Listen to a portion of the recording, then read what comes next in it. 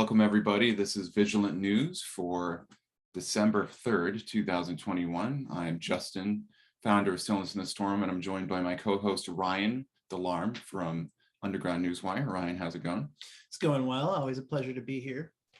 We're doing our continuing coverage of the Ghislaine Maxwell trial. We have day 5 to report for you today. We're also going to do a summary recap of some of the things that have happened this week. Before we get to that, thank you so much for your support. Really appreciate all the support you offer us here. You can find donation links in the description of this video. You can also go to stillnessinthestorm.com/donate to find, or sorry, stillnessinthestorm.com/donate. Got to get that part right. And you can help support our work there. And I also want to let everybody know you can support us by buying a product from one of our sponsors, which you can find in the description as well. And with that, Ryan, what do you got for us? Well, it is day 5 in the trial of Ghislaine Maxwell. We've been following it a little more closely than most media outlets and institutions have been. So to recap some of the stuff that's happened so far in the case, for anyone who's just now, tuning in, we have Jeffrey Epstein's longtime pilot, recalled flying famous men, including Trump, Clinton, Prince Andrew, etc. We had the first accuser, Jane, who is going by the name of Jane as a pseudonym. She was a soap opera actress in the 90s. She said the massages would often turn into orgies with Maxwell and Epstein. The defense has been trying to poke holes in the story, in the testimony of everyone who's gone up, especially the accusers.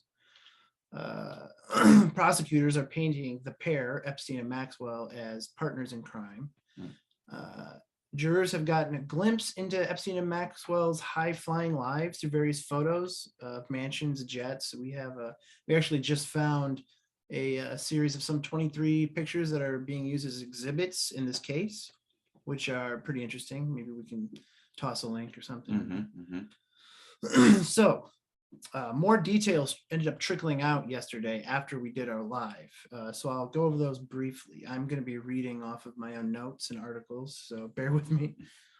Let's see. We left off with Epstein and Maxwell's former housekeeper, Juan Alessi, who was testifying at the time that we were writing yesterday's article. He testified that he had witnessed a slew of women who she presumed were in their early 20s, regularly lounging around the mansion, most of the time topless.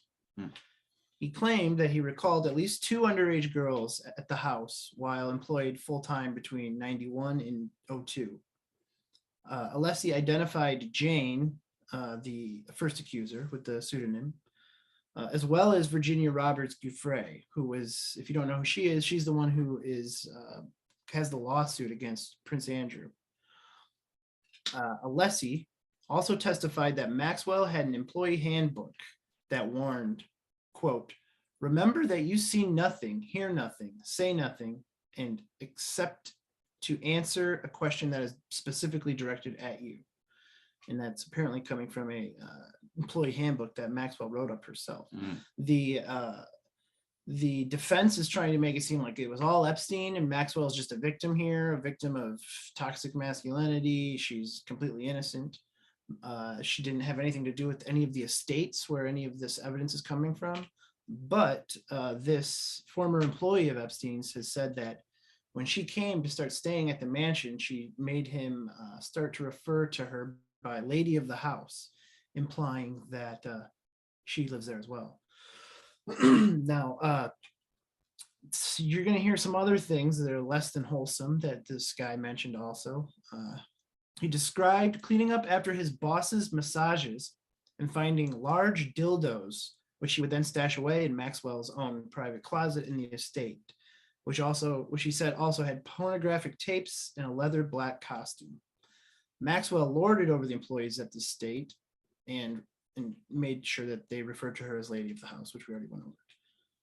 Juan Alessi returned to the stand this morning where he faced questions from the defense. Alessi was grilled by defense attorney Jeffrey Pagliocca about breaking into Epstein and Maxwell's Palm Beach estate and swiping cash 2 years after they let him go. Alessi told prosecutors yesterday that he stole $6,300 from the estate one night in 2004 because he was going broke and he knew that money would be there. So I assume they're trying to discredit this man and his entire testimony by bringing that up. Right. On Friday today, Pagliuca appointed Alessi to testimony he gave, appointed Alessi to testimony that he gave under oath in 2009, back when the Epstein sweetheart deal went through. The housekeeper said in that testimony that he actually entered the house twice. Alessi said Friday he stole cash to pay for immigration papers for one of his friends. After Alessi's testimony this morning, the former crime scene manager for the Palm Beach Police Department took the stand as the first member of law enforcement to testify in this case. The police officer, Gregory Parkinson, is testifying about a search he conducted of Epstein's Florida mansion in 2005. Before the jury entered the courtroom Friday morning, Assistant U.S. Attorney Allison Moe said prosecutors expected law enforcement witnesses to speak about sexualized photographs of underage girls they saw at Epstein's properties. The court broke for lunch around 12:30. Before the break, this Gregory Parkinson, the former crime scene manager, was testifying about a 2005 search that he and other police officers conducted at Epstein's Palm Beach mansion. After lunch, Gregory Parkinson resumed his testimony with the prosecution, asking him questions about a video he recorded. The video shows several remarkable photos of Epstein with world leaders, including Pope John Paul and Fidel Castro. Juan Alessi testified that he'd seen these photos as well. So after that, you had prosecutors bringing out a massage table seized from the second floor bathroom in the raid, which the officer identified. Sergeant Michael Dawson, who is a current sergeant down in Palm Beach, then testified and said that they recovered a pair of sex toys known as the Twin Torpedo during the search. The trial broke for the weekend around 5 p.m. and will resume on Monday morning. So that's all we have from today. Is there anything you wanted to say? Well, it just seems like they're doing more defense tactics of trying to invalidate the prosecution. Yeah. It seems as though as I was mentioning yesterday, the defense doesn't really have much of a defense. And so what they are trying to do, because it's a jury trial, if I remember correctly, then they're going to try to just convince the jury and give them that reasonable doubt that we were talking about the other day. So that's interesting. I know I believe it was yesterday, we talked about Epstein and Maxwell grooming a 14-year-old girl and then them playing sexually in a bed and essentially trying to coax her into joining. So trying to have like effectively an orgy. How that could be presented to the jury as, oh, that's all Epstein and Ghislaine was just, she was the victim. I mean, it's a stretch, I would say. Yeah. So it seems like more and more that it really is a very open and shut case. And like we talked about a few days ago, what happens with this trial is going to be an indictment of the judicial system itself. If they just blow all this under the carpet and nothing actually happens and Ghislaine is acquitted, then a lot of people are going to be upset, and rightfully so, and that will be beneficial. So any thoughts on yourself? Yeah, I was gonna say to have this like international pedophile who is supposedly extremely prolific in his pedophilia, the fact that there's only this like 4 accusers, I think, in this case, maybe even if this is a dud, it's for, like you said, it's gonna piss people off a little bit. And even if there's some small justice, I'm sure it's not going to be like a big huge thing like we are expecting, but there's got to be some other stuff. If there are white hats indeed kind of like pulling the strings here in some way, there could very well be like this case goes nowhere, but then all of a sudden you got 3 more cases pop up.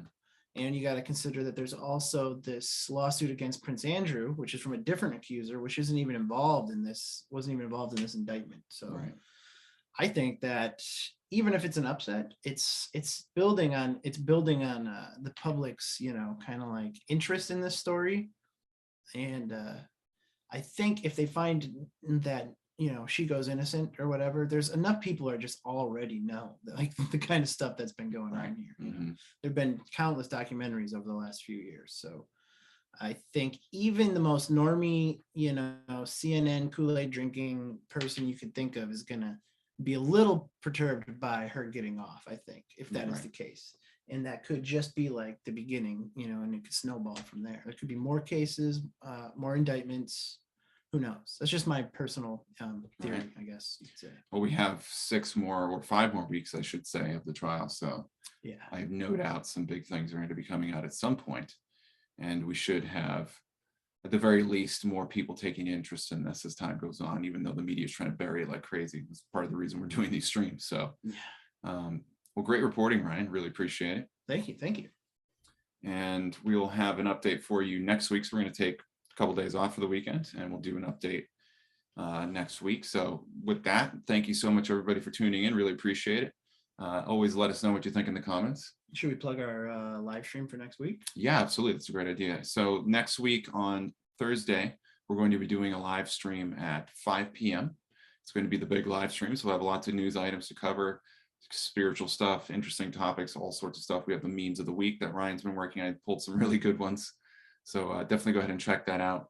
And also, we appreciate your support. So go ahead and go to Subscribestar and sign up for as little as $3 a month. That helps support us and the stream. And you can get access to the show notes for the stream as well, and all the other things that we're doing. So really appreciate you there. We'll love you forever. Exactly. So with that, thanks everybody. Really appreciate you tuning in, and we'll see you next time. Take care.